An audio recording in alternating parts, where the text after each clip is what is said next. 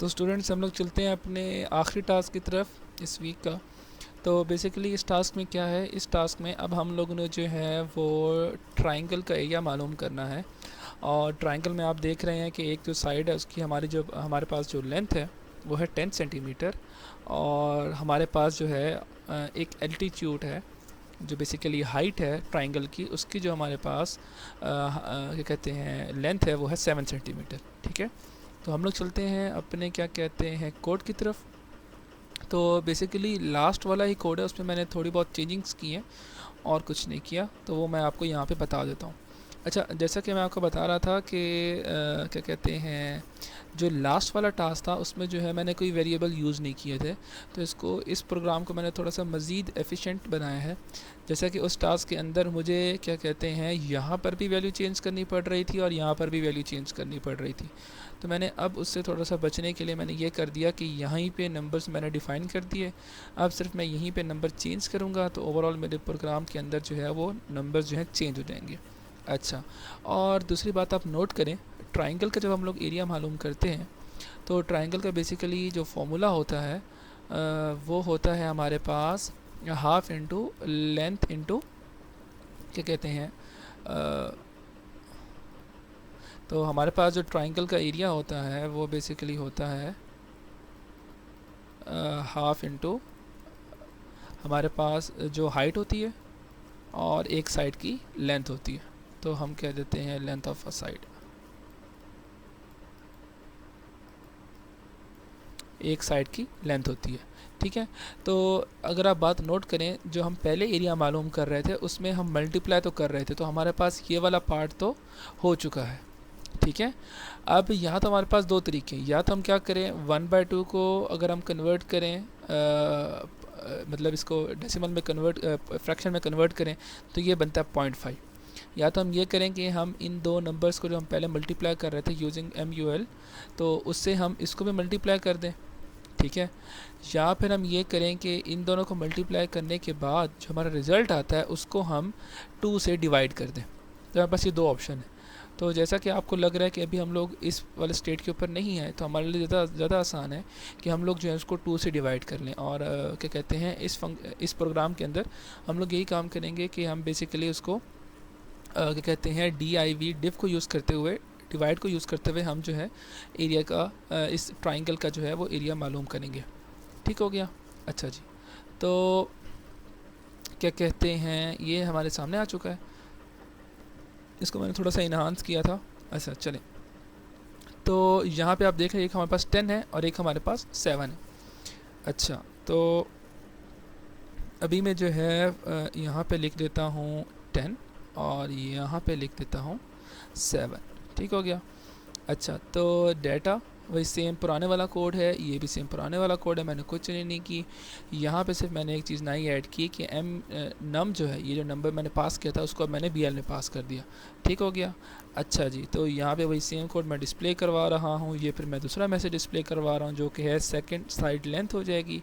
इस तरह मेरा सेकंड नंबर जो है वो इसमें पास हो रहा है और ये मैं सेकंड नंबर को स्क्रीन पे डिस्प्ले करवा रहा हूँ। और ये जो लास्ट में प्रोग्राम हुआ था वो, और ये भी, यहाँ तक सारा पुराना कोड है। अब ये है नया कोड। ठीक है। अच्छा, अब हम चलते हैं डिवाइड के, थोड़ा सा डिवाइड को समझ लें कि बेसिकली क्या कहते हैं डिवाइड कैसे काम करता है।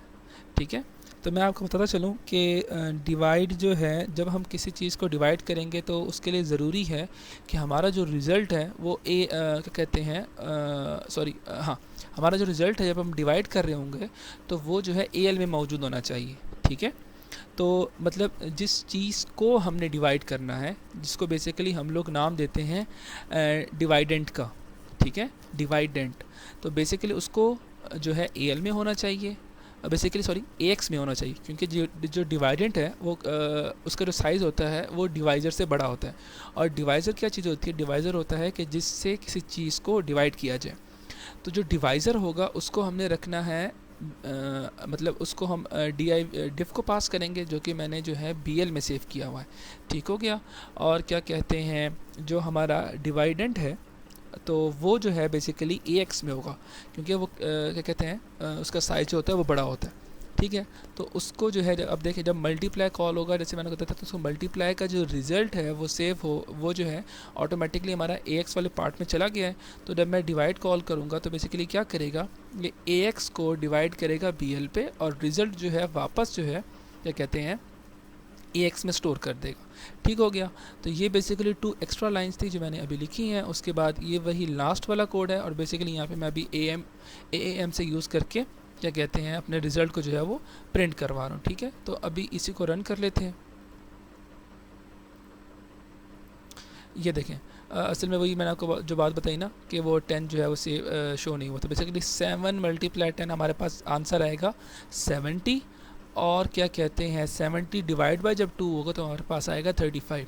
अच्छा स्टूडेंट्स, मैं आपको एक और बात बताऊं, यहाँ पे कुछ स्टूडेंट्स गलती कर सकते हैं कि वो ये भी सोच सकते हैं कि, या फिर हम एक और तरीका भी हम लोग कह सकते हैं कि जब मैंने पहला नंबर यूजर से इनपुट लिया था तो मैं क्या करता हूँ, सपोज़ कि जैसे ये जब मैंने दूसरा नंबर मतलब AL में नंबर लिया है तो इसी को मैं डिवाइड कर लेता हूँ किसके ऊपर, 2 पे डिवाइड कर देता हूँ। देखिए ना, तरीके बहुत सारे हैं ना। मैं ये बात कर रहा हूँ कि इस नंबर को जो है बेसिकली क्या कहते हैं, इस नंबर को जो है मैं बेसिकली पहले 2 पे डिवाइड कर देता हूँ, तो मेरे पास एक आंसर आ जाएगा। उस आंसर को जो है मैं फिर H से मल्टीप्लाई कर दूँगा। ठीक है, एक ये तरीका भी है। एक और तरीका है कि मैं H को 2 से डिवाइड करूँ और जो मेरा आंसर आएगा उसको मैं लेंथ से मल्टीप्लाई कर दूँगा। ये तरीका भी है, तो इसमें मसला नहीं है। बट आपने एक बात का ख्याल रखना है कि जो नंबर को आप डिवाइड कर रहे हैं 2 से, वो है इवन होना चाहिए। जिस तरह मैं आपको बताऊं कि अगर मैं यहाँ पर 10 को अगर मैं 2 पे डिवाइड करूँगा तो जवाब मेरे पास 5 आएगा। ठीक है, और 7 5 से 35 मेरे पास आंसर सेम आएगा। बट जब मैं डिवाइड करूँगा 7 को 2 पे तो मेरे पास, मैं आपको बताता चलूँ कि जब डिवाइड है, अब जब हम किसी चीज़ नंबर को डिवाइड करते हैं तो हमारे पास क्या कहते हैं 2 रिजल्ट्स आते हैं। एक होता है क्वोशंट जो कि बेसिकली हमारा आंसर होता है, और एक होता है रिमाइंडर कि रिमाइंडर क्या बचा है। ठीक है, तो जब मैं 7 को डिवाइड करूँगा 2 पे तो क्वोशंट जो है वो हमारा सेव होता है। अगर मैं बाइट की बात कर रहा हूँ तो क्वोशंट हमारा सेव होता है AL के पार्ट में। ठीक हो गया। और जो हमारा रिमाइंडर है, जो हमारा क्या कहते हैं रिमाइंडर है, वो सेव होता है क्या कहते हैं AH के पार्ट में। ठीक हो गया। अच्छा, तो अब आप नोट करें, अगर मैं 7 को डिवाइड करूँगा 2 पे मेरे पास जवाब आएगा 3। ठीक है, और रिमाइंडर बचेगा 1, तो उस हिसाब में 3 मल्टीप्लाई 10 जवाब आएगा 30। तो ये मिस्टेक हो सकती है, तो आप लोगों ने ख्याल करना है।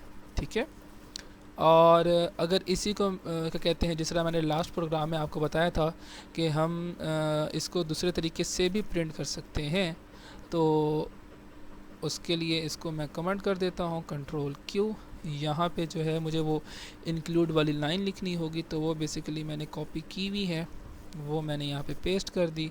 और बेसिकली ये जो है मेरी फ़ाइल का नाम है। ठीक है, और क्या कहते हैं यहाँ पे जो है मैं कॉल कर लेता हूँ, कॉल